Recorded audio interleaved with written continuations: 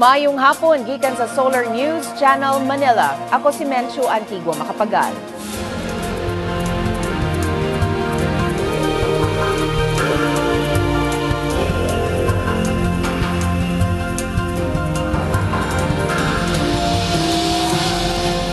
Kaniya mga balita alang sa Kabisayan ug Mindanao.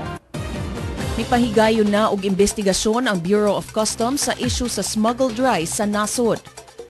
Giimbestiga karon sa Bureau of Customs ang kapin sa 20 ka consignee sa smuggled rice nga nakasulod sa nasod. Apan sa Davao City, daan ang gilambigit ang mga custom officials sa rice smuggling sukad pa ni atong 2009.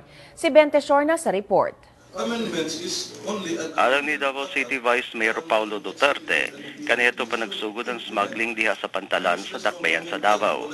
Nang hinaot ang mata ng Duterte nga ang kampanya nga gihimo karon sa iyang amahan, Mayor Rodrigo Duterte, maunay sinugdanan sa pagsumpo sa rice smuggling sa nasod. I think it's been going on for years, no?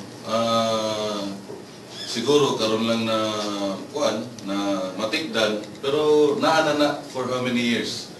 Kay ang atong problema diha naagid sa sulod sa Customs Bureau. Niadtong 2009, gibulgar sa usa ka Davaoenyo trader nga si Rodolfo Reta ang rice smuggling sulod sa Aquarius Container Yard nga mo'y designated examination area sa Bureau of Customs dinhi sa Davao City. Gipasangilan ni Reta ang mga custom officials nga nakigkonsabo sa pag-smuggle sa 40 container vans nga adunay sinakong bugas apan gideklara nga construction materials.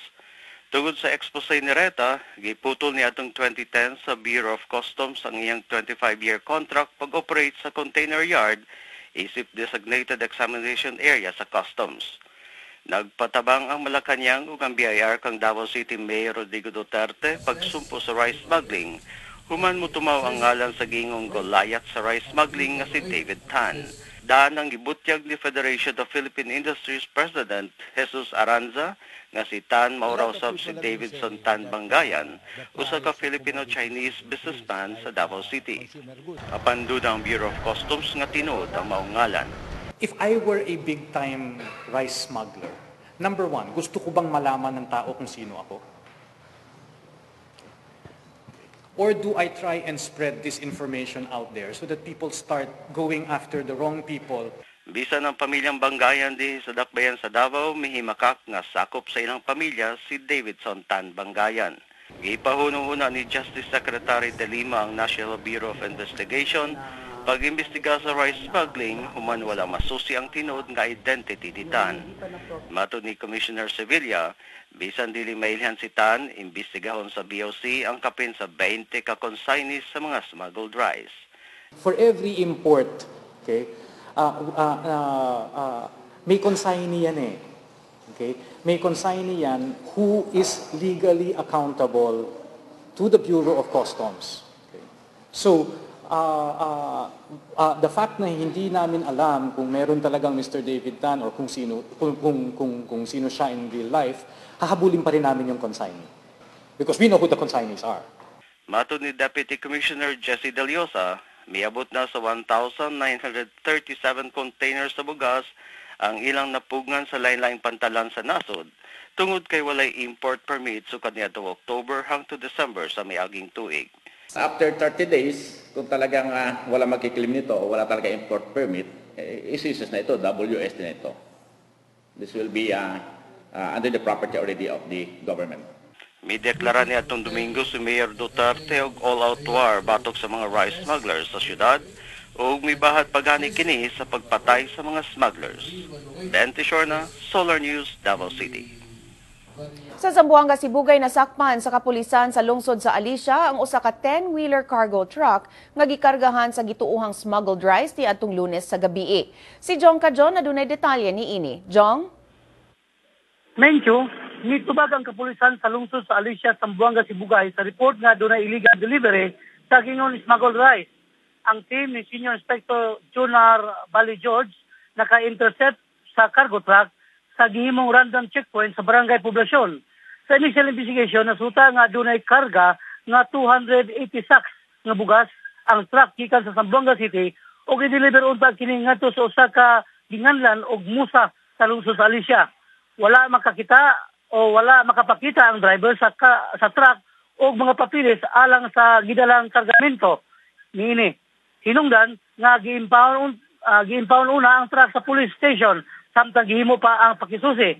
Ang driver nga si Libby Gonzales gitanggong sab sa kapulisan samtang gikay ang kaso batok niini. Mincho? Daghang salamat, Jongka John reporting gikan Pagadian City. Haniyan na ang front pages sa mga pamantalaan sa Sugbo. Sa Sunstar Cebu, nangayo nagtabang ang mga lungsod sa Northern Cebu alang sa housing sa mga naigo sa bagyong Yolanda. Sa Sunstar Super Balita, patay human gipusil ang giingong kawatan sulod sa shipyard sa Mandaue City. Ug sa Cebu Daily News, planong himuong no-car zone ang dalan palibot sa Basilica del Santo Niño. Padayon pang gipangita sa kapulisan sa mga lungsod sa Buog ug Diplahan sa Zamboanga, Sibugay ang mipatay sa barangay chairman sa barangay Santa Cruz sa Diplahan.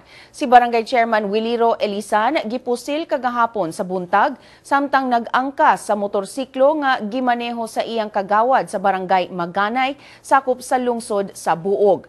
Ang mga namusil sa biktima nagsakay sab og motorsiklo. Wala pa matino unsay motibo sa pagpatay sa barangay captain. Sa Pagadian City, gipahalipayan sa business community ang local government tungod sa pagsagop sa international standard kun ISO alang sa sistema sa issuance og business permit. Ang pagsagop sa international standards pinasubay sa rekomendasyon sa Department of Trade and Industry. Mato di Zamboanga del Sur DTI Provincial Director Maria Socorro Malate Atay, ubos sa sistema ang LGU kinahanglan muhimo og one-stop shop services atol sa issuance o renewal sa business permit matag bulan sa Enero. Ablisab ang City Licensing Division one-stop shop matag Sabado hangtod sa deadline sa renewal sa business permit sa Enero 20. Matud ni Pagadian City Zamboanga del Sur Chamber of Commerce and Industry Foundation President Mercedes Lourdes Kisumbing, maayo kini nga serbisyo ngadto sa mga taxpayers. Nanawagan sab si Pagadian City Treasurer Nona Duran sa mga negosyante sa pag-avail sa 10% discount sa real property tax kung mubayad hangtod sa Enero 20. Atong sayro na front pages sa mga pamantalaan sa Mindanao. Sa Bandera Mindanao, padayon gihapong giugkat ang mga lawas sa mga biktima sa bagyong Yolanda sa Tacloban City. Sa Mindanao Daily Northern Mindanao, nangandam na sab ang kapulisan sa Cagayan de Oro alang sa pista sa Nazareno sa syudad. Sa Mindanao Daily Western Mindanao, nakaikyas ang usa ka giingong leader sa Abu Sayyaf gikan sa operasyon sa militar sa Basilan. Sa Mindanao Daily Caraga, gipusil ang mga pulis nga nag-surveillance sa Cabadbaran City, Agusan del Norte. Og sa Mindanao Daily Davao, gituki na karon sa Davao City Government og sa mga vendors ang demolition policies. Kung buot ninyo matanaw pag-usabang episode karon sa Solar News Cebuano, i-like ang among Facebook page, Solar News Cebuano. Bisitahi sab ang among website, www.solarnews.ph. Alang sa inyong mga sugyot o komentaryo, mahimo sab ninyo kining i-email sa solarnewscebuano@solartv.ph. Og mao kadto ang Solar News Cebuano. Hangtod ug mapuhon, ako si Mencho Antigua Macapagal. Daghang salamat ug pag-amping Kabisayan ug Mindanao.